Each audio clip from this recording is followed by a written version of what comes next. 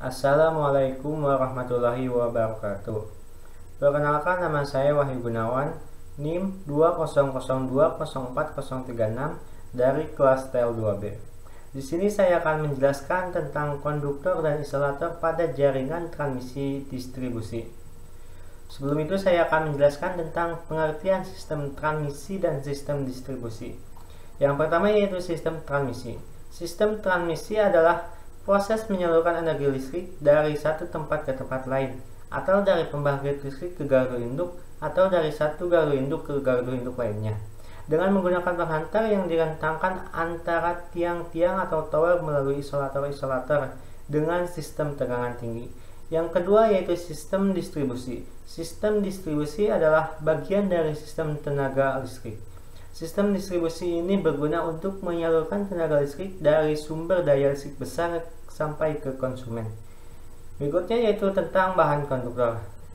Pertama, bahan yang dapat dengan mudah menghantarkan arus listrik sehingga konduktor sering disebut juga penghantar listrik yang baik. Kedua, konduktor merupakan salah satu elemen dalam transmisi tenaga listrik yang berfungsi menghantarkan listrik. Ketiga, bahan konduktor yang biasa digunakan adalah jenis logam antara lain tembaga, besi, dan aluminium. Berikutnya itu AC atau aluminium konduktor. Kawat aluminium selain AAC yang digunakan dalam saluran transmisi. Berbeda dengan AAC, AAC seluruhnya terbuat dari aluminium. Ini contoh gambarnya. Berikutnya yaitu ACCC. Konduktor jenis ini akan memiliki konduktivitas yang lebih tinggi dan dapat menyalurkan arus yang lebih besar. Dan untuk contoh gambarnya ini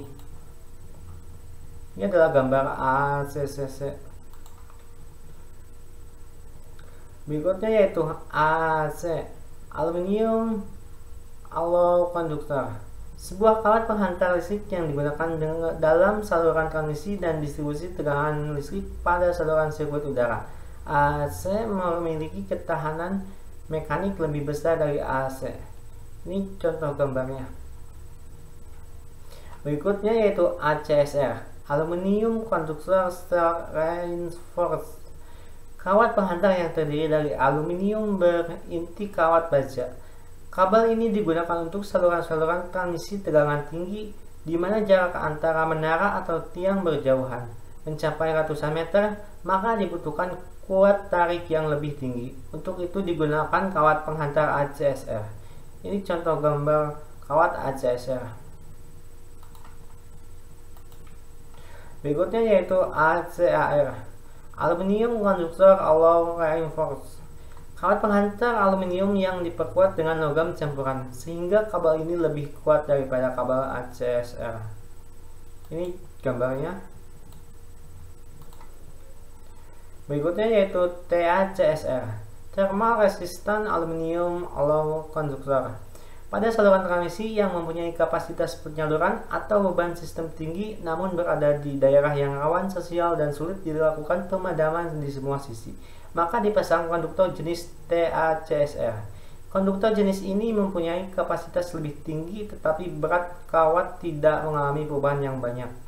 Ini gambarnya untuk gambar kawat TACSR.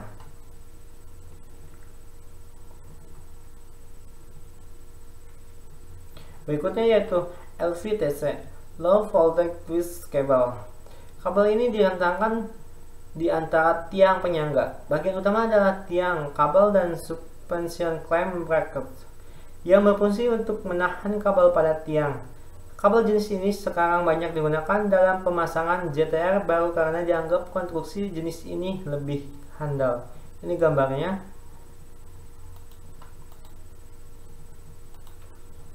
Selanjutnya yaitu BBC atau bar cover conductor. Kawat tembaga telanjang yang biasanya digunakan untuk saluran udara dan kabel tanah.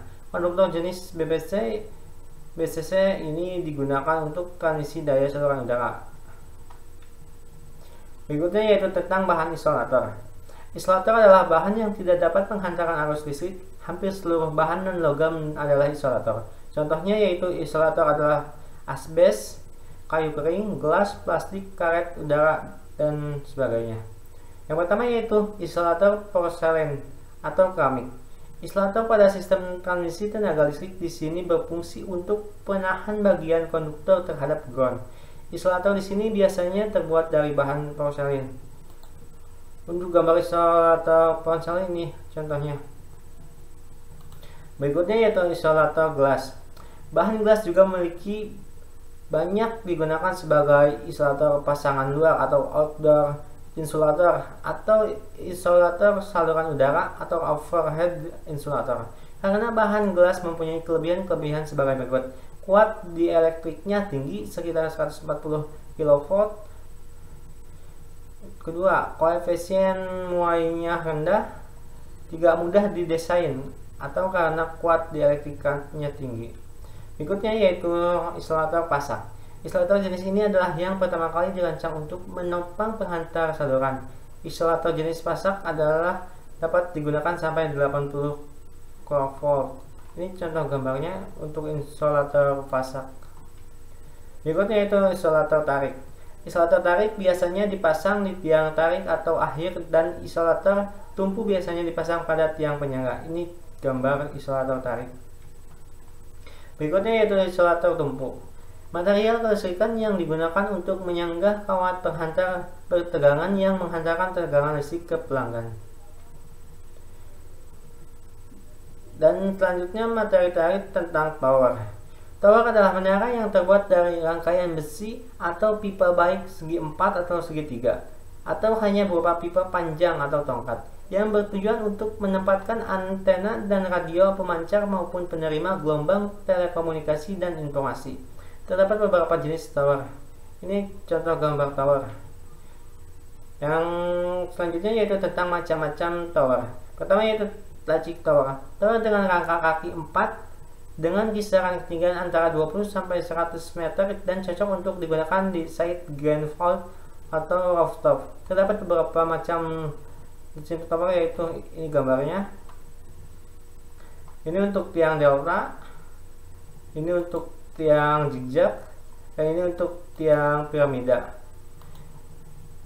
Tiang delta, tiang piramida, dan tiang zigzag semuanya masuk ke dalam macam-macam lattice tower. Berikutnya yaitu monopole tower. Tower dengan tiang tunggal dengan ketinggian berkisar 6 sampai 36 meter. Jenis tower ini umumnya digunakan di kota-kota yang memberlakukan aturan batas tinggi maksimal tower atau karena keterbatasan lahan dan kondisi lainnya seperti pernyaratan estetika.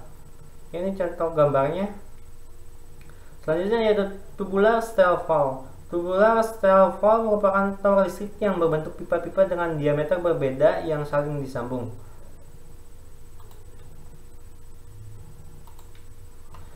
Sekian presentasi yang saya dapat sampaikan. Mohon maaf jika ada kesalahan. Wabillahi taufiq wal hidayah. Wassalamualaikum warahmatullahi wabarakatuh.